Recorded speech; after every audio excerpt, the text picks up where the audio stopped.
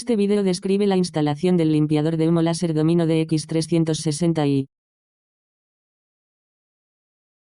Conecta un extremo de la línea de control al controlador y el otro a la interfaz en la parte posterior del limpiador de humo.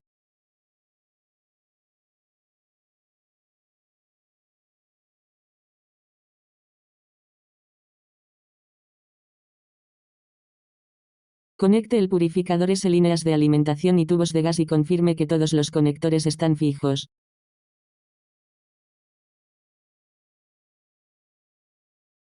Cuando se instale un bastidor de soporte, se fijará el soporte de purificador de humo, se instalará el perchero láser y se ajustarán todas las medias.